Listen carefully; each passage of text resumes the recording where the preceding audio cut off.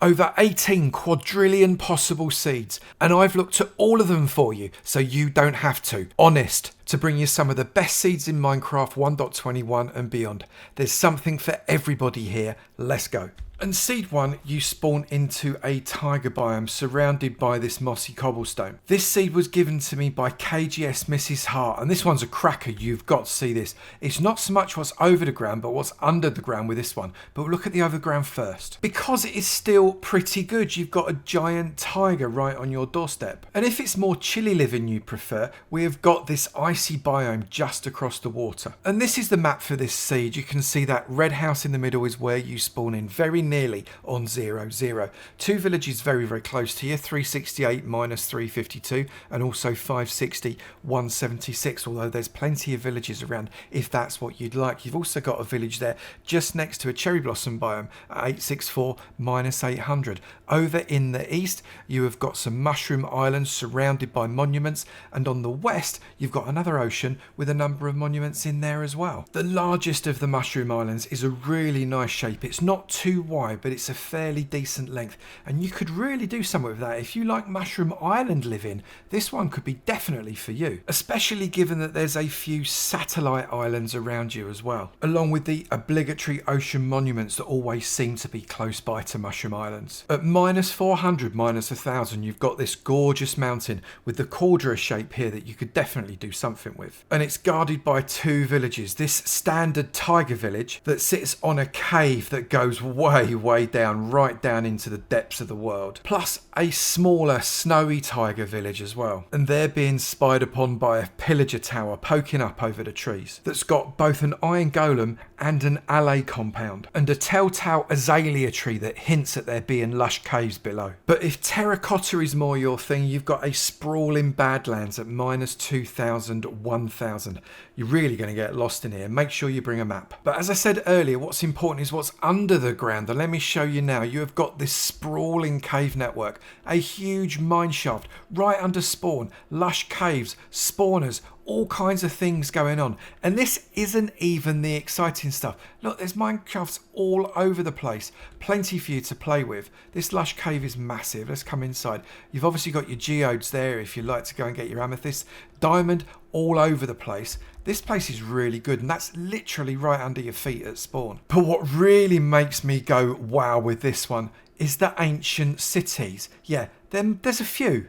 There's actually quite a lot. In fact, let me show you. Let's start with this one. This one is massive. As we go down this really long corridor, we come to the central area with a huge portal right in the middle, as they always are, going past dripstone. So we're going through a few different biomes here as well. It carries on in a long straight line. You can creep all the way along it if you wanted to, because Mr. Warden is definitely going to be looking for you. But what's interesting is not the fact that you've also got a massive long corridor going down this end as well. This is a massive ancient city, people, but also the fact that it's not the only ancient city nearby, because this one is literally right next door, and it's just as big as the first one. In fact, it might even be a little bit bigger. And this one has got a trial chamber right on top of it. Like an ancient city's not hard enough, you've got a trial chamber as well. You know, you want a challenge, crack on. But I wouldn't leave it with just 2 ancient cities all next to each other. No, have a third one on me. Why not have 3? Because you can never have too many wardens in your life, right? And this one might be the biggest of all 3. All 3 coordinates are in the description below. But let's have a butcher's at what's in the nether.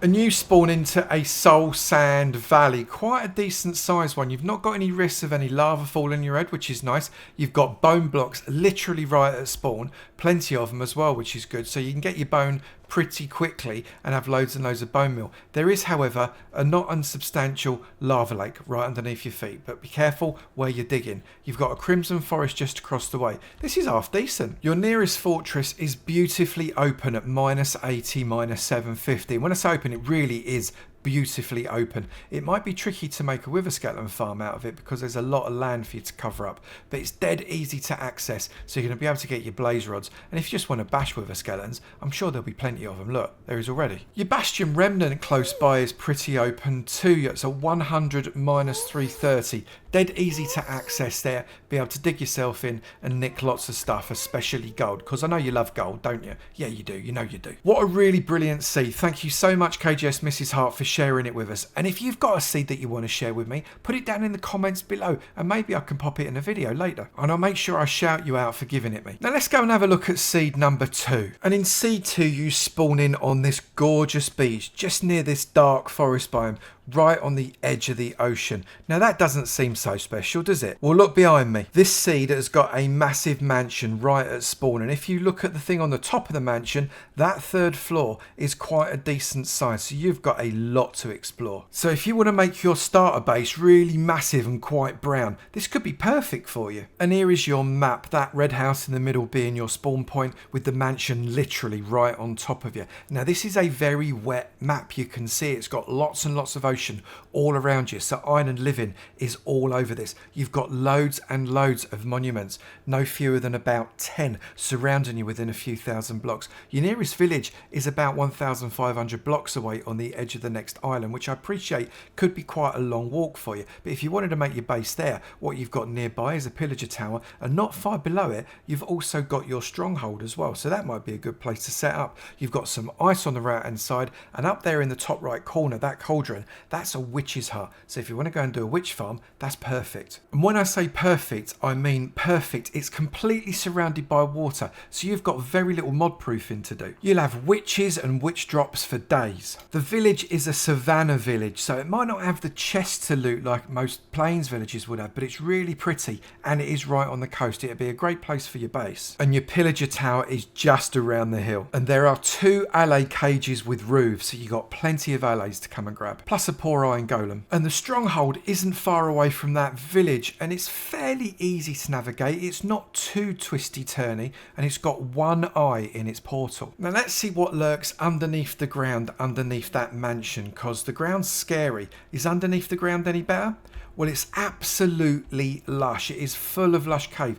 These are beautiful. You've got lush cave spaghetti caves, you've got lush cave cathedral caves. If you like lush caves, this is definitely your fella, although there is a lot of lush lava going on as well. And obviously with it being Minecraft 1.21, we have got a trial chamber, and this one's actually pretty blooming big. And it's right next to a mine shaft as well. Now we need to check out the other dimension, don't we? Oh, and I'm not sure I like this one very much, because it is absolutely basalt delta, right in the middle of a huge one, surrounded by lava. This one's going to be tricky, so be careful where you do put your portal, because you're going to end up bathing in the hot sauce before too long if you're not careful. And seriously, you are surrounded by lava. Go and make sure you have got fire protection before you come here. However, hidden in all that basalt right next to you at -100, 100, you have got a massive fortress. Yet again, it's a massive one. Really, really big. And it's got a beautifully open blaze spawner as well that you could make a farm out of. You can see the portal,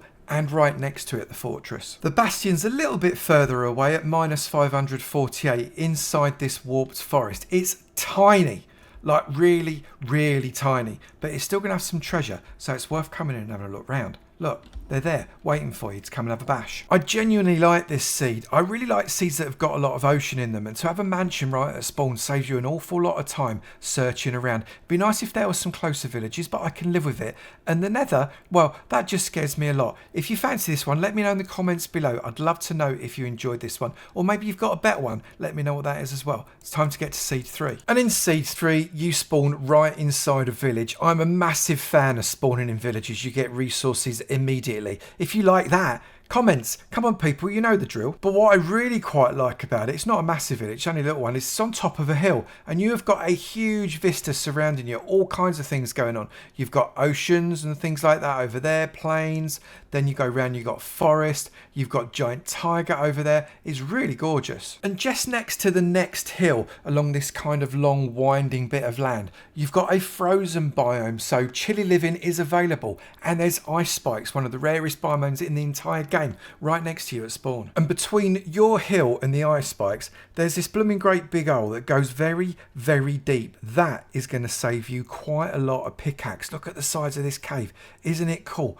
and I'm going to come down here. You could get yourself down here quite easy, and then you can maybe use some water to get yourself even further down, and then maybe climb down a little bit further again, maybe not get killed a lot, and then get down to this lava lake that is very, very low. Exposed diamonds all over the place. This is a great way to get down right to the bottom of Deep Slate. And here is your map. Much more land than there was in the last one. You can see right in the center there, your red house is completely covered up by that village because you log right into it. You've got a pillager tower just across the way there at 800 minus 176. You are surrounded by loads and loads of villages. There's literally hundreds of them all over the place. And if you go directly west, you've got a tiny little mushroom island that's guarded by a number of monuments. And if you go all the way into the east, you get another ocean with another few monuments. And by the way, go north, there's another ocean with another monument. South, you've got all of that ice, and in the middle of that ice, it looks to me like you've got a stronghold. And this village covered in ice and snow covers the secret up really, really well. If we go down,